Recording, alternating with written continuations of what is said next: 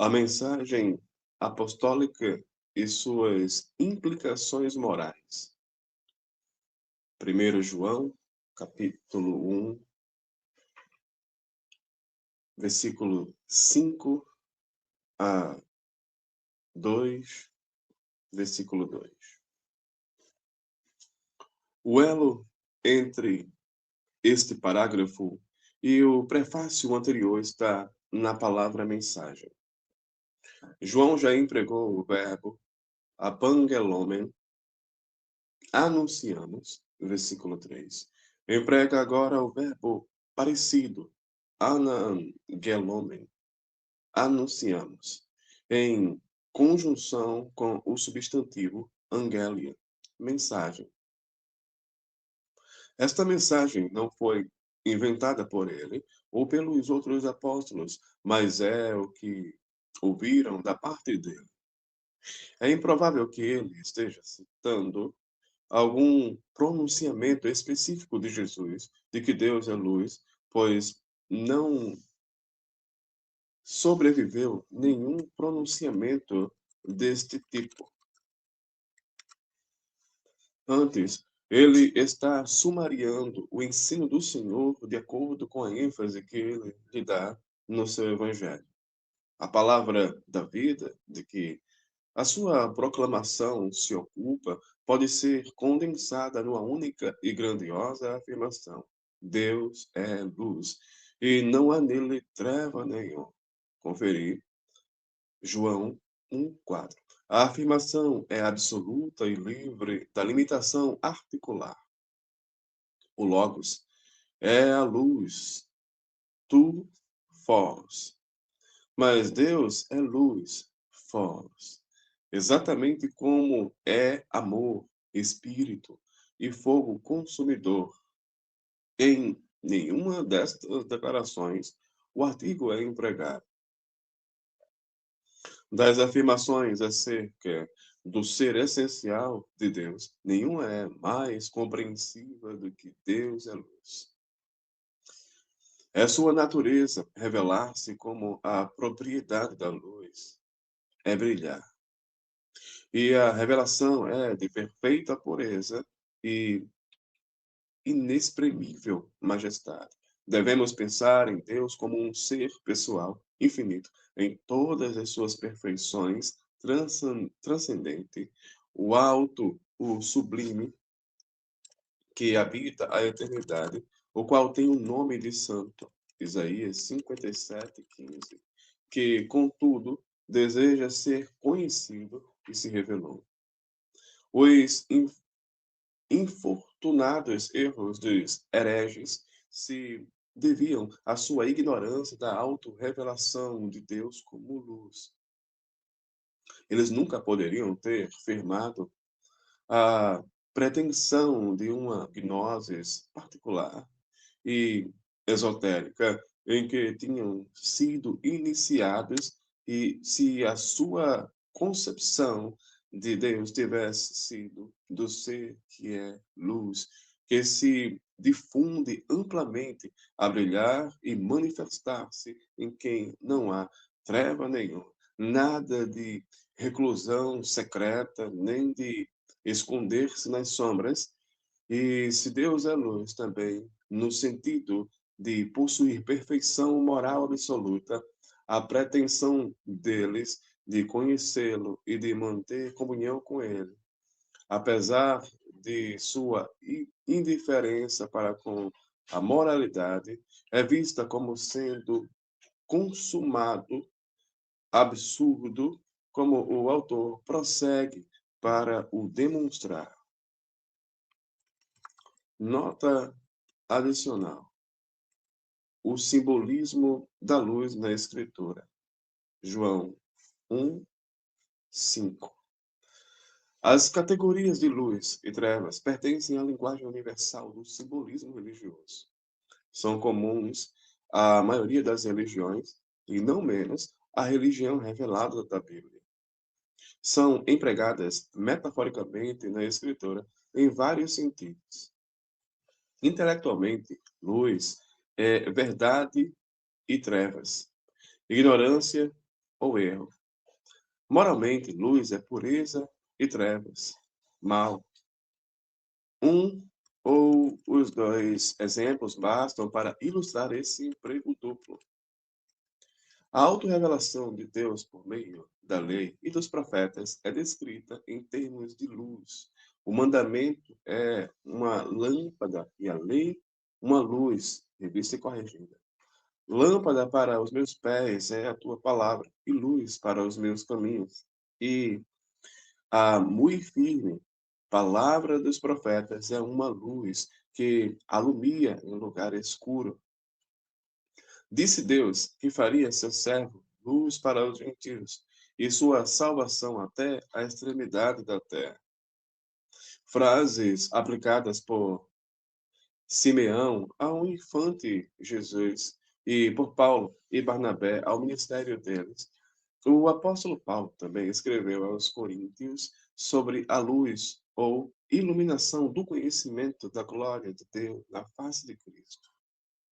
O segundo emprego da luz, isto é, para simbolizar a justiça, é já claro em Isaías 5:20, onde os habitantes de Judá são tão perversos moralmente, ao mal chamam bem e ao bem mal, que fazem da escuridade luz e da luz escuridade. Na instrução ética que as suas epístolas contêm, Paulo várias vezes emprega esta metáfora. Acha-se este duplo uso do simbolismo de luz e trevas no quarto evangelho, particularmente em 4 passagens. Em 3 destas, a ênfase é indubitavelmente a luz como revelação da verdade. Ver o prólogo do evangelho, especialmente os versículos 4, 5 e 9. João 8:12, passagem relacionada com a cura do cego de nascença. João 9, 4 e 5, e João 12, 35, 36 e 46. Conferi também 11, 9 e 10. Nesta última passagem, porém, é discernível também um elemento moral. O efeito da luz não é apenas fazer ver aos homens, mas capacitá-los a andar. Conduta reta, não apenas visão clara, é o benefício que a luz propicia. Isto nos traz a João 3, 19 a 21, onde a relação entre a luz e a pureza, as trevas e o mal, se faz explícita. Nesta passagem, o homem bom, oposto àquele que pratica o mal, é de fato descrito como aquele que pratica a verdade. A verdade, como luz, tem na Escritura um conteúdo moral. Os homens devem não somente conhecer a verdade, mas praticá-la. Assim, não devem somente ver a luz, mas andar nela. Assim, não é incomum, como aqui, a verdade ser contrastada, não com o erro, mas com a impiedade ou injustiça. As implicações morais da luz transparecem também em 1 João 2, 8 a 11. Aqui se faz a afirmação de que a verdadeira luz já brilha. Versículo 8. Esta luz difunde justiça e, em particular, amor. A pretensão de um homem estar na luz, versículo 9, só pode ser acreditada se estiver andando em amor, pois aquele que ama o seu irmão permanece na luz, ao passo que aquele que odeia a seu irmão, até agora, está nas trevas e é tão cego que não sabe por onde vai. Versículos 10 e 11. Fim da nota adicional. Em 1 João 1, versículo 6 a 2:2, 3:10, espúrias pretensões dos falsos mestres são expostas e contraditadas. Cada uma delas é introduzida pela fórmula se dissermos, versículos 6, 8 e 10. C.H. Dodd acha que o escritor está aludindo do começo ao fim, há certas máximas que eram empregadas como senhas pelos mestres heréticos. Quer ele esteja citando realmente os lemas deles, quer não, por certo, está apresentado alguns dos seus ensinamentos perniciosos e tendo-os estabelecido, imediatamente parte para ferrá-los como erros enganosos. Não se deve crer necessariamente na profissão verbal de um homem. Ela deve ser provada em si mesma, em sua relação com a verdade fundamental de que Deus é luz e em sua frutificação na conduta deste homem. Expressões semelhantes são empregadas em 2:4, 6 e 9, aquele que diz, e em 4:20, se alguém disser. Conferir Tiago 2, 14 e 18. Este é o tema dominante da epístola. João fornece provas de verificação pelas quais julgar alguém que se professa e se chama cristão. A suprema questão é se o seu ensino e a sua conduta são coerentes entre si e com a proclamação apostólica de que Deus é luz. Esta afirmação continua sendo a prova da verdade e realidade da nossa profissão cristã. A simetria dos 7 versículos é evidente. Primeiro, ele introduz o ensino falso com as palavras "se dissermos". Depois, ele o contradiz com um equívoco, "mentimos", ou expressão parecida. Finalmente, faz uma afirmação positiva e verdadeira, correspondente ao erro que refutou, se porém nós, embora no último dos 3 exemplos o término seja diferente, conferir versículos 7 e 9, com 2, versículo 1 e 2, a frase introdutória, se dissermos, é digna de nota, porque com ela a identidade do sujeito, nós, mudou sutilmente. Ver a introdução, página 34. A relação nós, vós, do apóstolo, revestido de autoridade com os seus leitores, vista em 1 João 1 a 5, desvaneceu-se. Agora João se identifica humildemente com eles. Naturalmente, não está sugerindo que alguma vez ele próprio disse ou pensou nos erros que está rebatendo. Embora a primeira pessoa do plural simplesmente porque está enunciando princípios gerais aplicáveis igualmente a todos os homens. Os 3 erros de que trata dizem respeito ao fato do pecado em nossa conduta, sua origem em nossa natureza e sua consequência em nossas relações com Deus. São os falsos conceitos dos homens que querem comunhão com Deus em termos fáceis.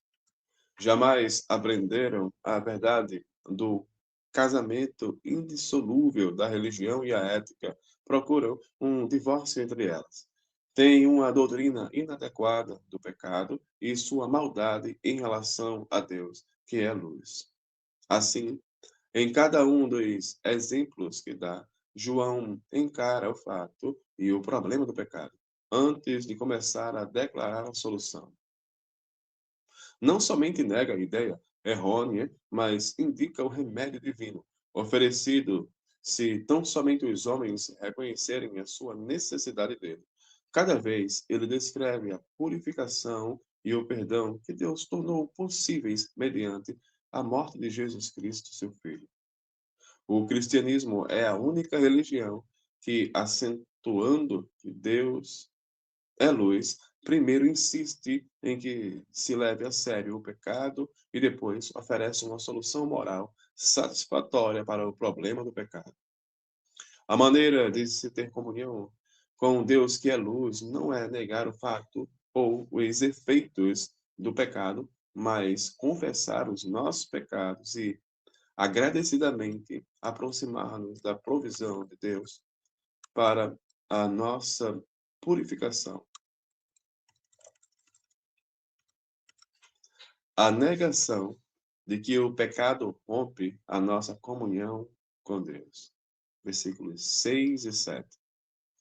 A falsa pretensão aqui é a asserção de que temos comunhão com Deus, embora ao mesmo tempo andamos, isto é, vivemos habitualmente nas trevas. Conferir 2:11, Isaías 9:2, João 8:12, Romanos 2:19.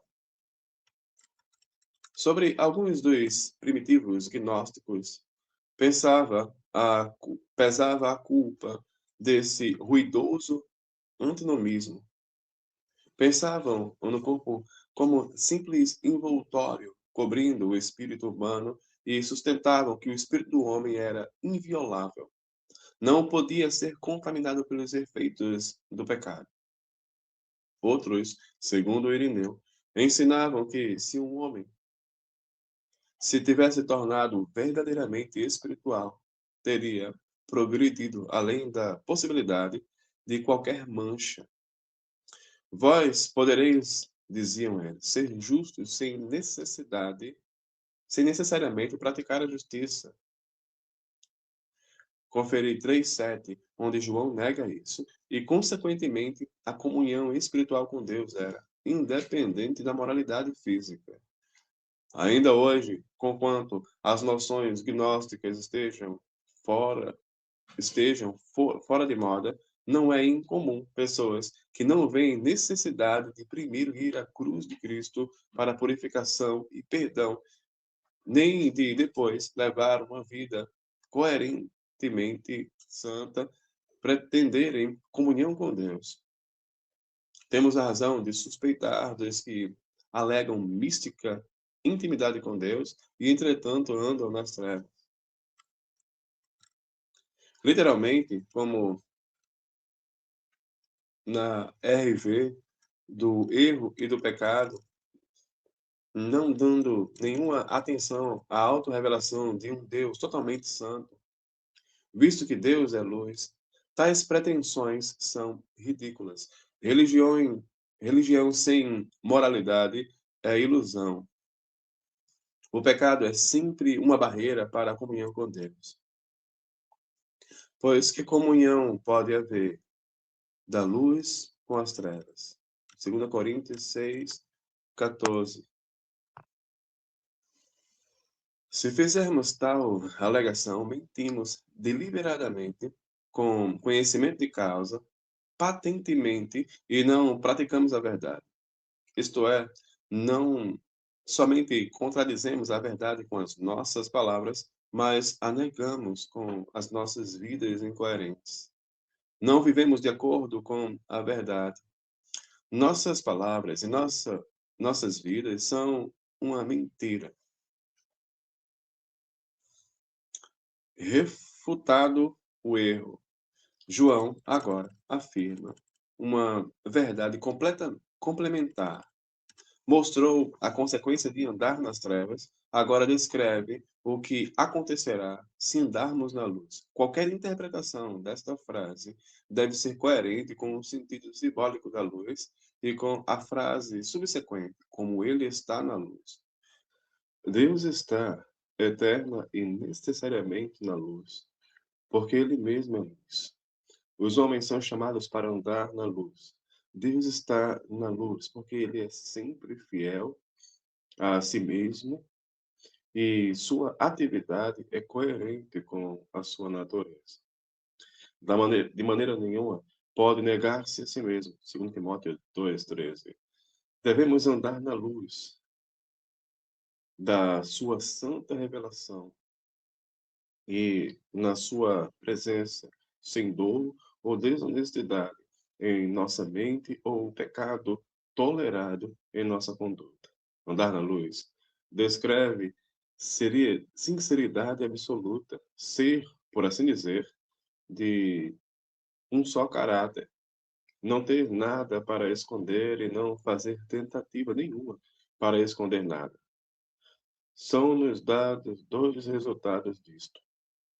Primeiro, mantemos comunhão uns com os outros, visto que, no versículo 6, João declarou que andar nas trevas impede a comunhão com Deus. Esperar-se-ia que, no versículo 7, ele expressasse a verdade oposta de que, se andamos na luz, gozamos comunhão com Deus. Sem dúvida, isto é verdade, mas, caracteristicamente, ele se move um passo adiante e afirma que andar na luz leva àquela comunhão uns com os outros, que, como ele já disse no versículo 3, funda-se em nossa comunhão com o Pai e o Filho. O segundo resultado de andar na luz é que o sangue de Jesus, seu Filho, nos purifica de todo pecado. O verbo sugere que Deus faz mais que perdoar. Ele apaga a mancha do pecado. E o tempo presente mostra que é um processo continuado, mas que pecado necessita ser levado se andamos na luz. Mas que pecado precisa ser lavado se andamos na luz? Alford, ciente dessa dificuldade, insiste em que aqui, e no versículo 9, limpar ou purificar indica santificação distinta da justificação. Everard também acha que é esta a interpretação conclusivamente decidida pelo versículo 9. Mas não seria usual atribuir esse benefício ao sangue de Jesus. Ló, para quem luz significa revelação antes que santidade, nada a ver de incoerente quanto à presença de pecados naqueles que andam na luz. Ele vai adiante e escreve: andar na luz é, antes de tudo, confessar pecado. Andar nas trevas, ignorar ou negar pecado. Mas se luz significa santidade, como também revelação, andar nela é viver não somente com sinceridade, mas pelo menos, em algum grau, com pureza também.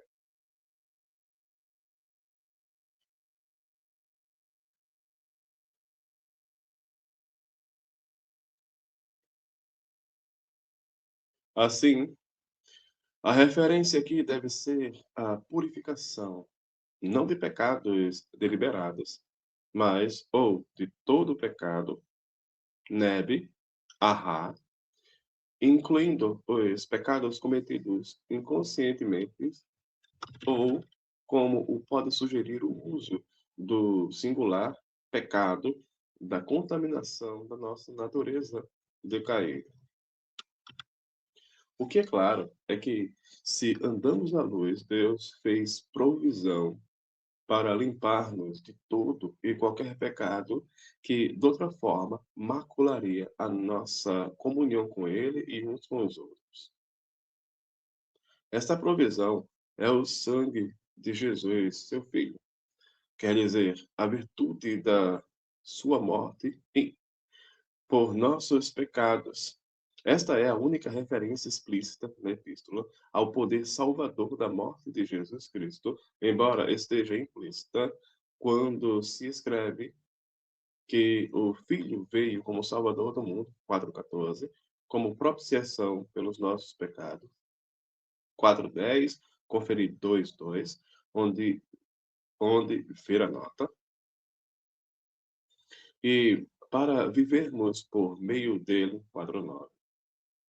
Deve-se a eficácia desta morte por nossos pecados, a pessoa única daquele que morreu. Ele era homem, Jesus Cristo, deve ser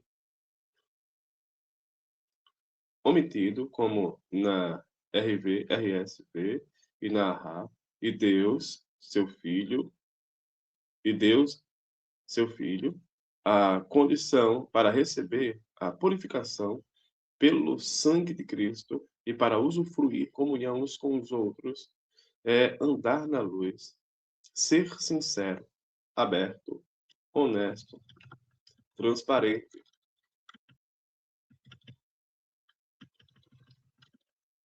a negação de que existe pecado em nossa natureza. Versículos de 8 a 9. A segunda pretensão dos hereges era um estágio pior do que o primeiro, a saber, a de não ter pecado, de ser sem pecado, nebe.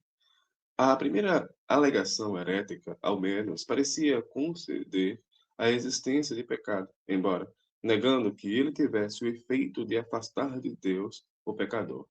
Agora, o próprio fato do pecado é negado. Estes homens não podem beneficiar-se com os efeitos purificadores do sangue de Jesus, porque dizem: não temos pecado. Pecado está de novo no singular e se refere ao princípio do pecado ou egocentrismo herdado.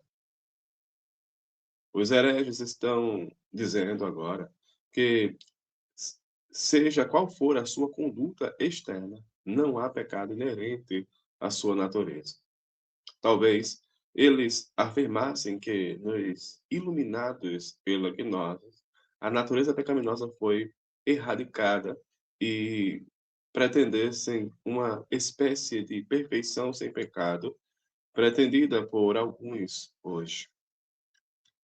Alternativamente, João se refere à sutileza gnóstica de que o pecado era uma questão ligada à carne e não tocava ou manchava o espírito. Fosse qual fosse a sua pretensão exata, João a repudia. Dizer que não temos pecado significa que a nós mesmos nos enganamos, isto é, somos autoenganados e não mentirosos deliberados. E a verdade não está em nós. Não somente falhamos na prática da verdade, versículo 6, estamos vazios dela. Pois se ela habitasse em nós, inevitavelmente estaríamos conscientes da nossa pecaminosidade.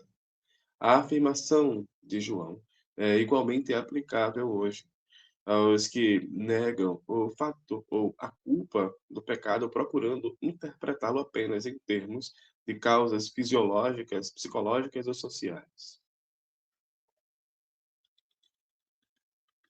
A atitude cristã própria para com o pecado não é negá-lo, mas admiti-lo e receber o perdão que Deus tornou possível e nos promete. Se confessarmos os nossos pecados, reconhecendo perante Deus que somos pecadores, não só por natureza, pecado, mas também pela prática, nossos pecados, Deus nos perdoará os nossos pecados e também nos purificará de toda injustiça. Ele é fiel e justo para nos perdoar os pecados e nos purificar de toda. A primeira palavra pode significar que ele é fiel à sua natureza e caráter, mas na Escritura, a fidelidade de Deus é constantemente associada às suas promessas pactuais. Ele é fiel à sua palavra e fiel à sua aliança, desde que a nova aliança inclui a garantia: perdoarei a iniquidade deles e não me lembrarei mais do seu pecado. Jeremias 31, 34. Não é difícil ver que se diz que Deus é fiel ao perdoar os nossos pecados. Mas como pode ele ser também descrito como justo para nos perdoar os pecados? Alguns comentadores relacionam a justiça de Deus com a sua fidelidade e sugerem que é pelo fato de ser fiel às suas promessas que Deus é justo para perdoar. Mesmo assim, é um adjetivo. Mesmo assim, é um adjetivo estranho para empregar-se. Em nossas mentes, justiça associa-se à punição, não a perdão. Se Deus visita no pecador o seu pecado e não inocenta o culpado, Êxodo 34, 7, como ele pode perdoar pecados? Este é o dilema divino. O juiz de toda a terra não pode remitir o pecado levianamente.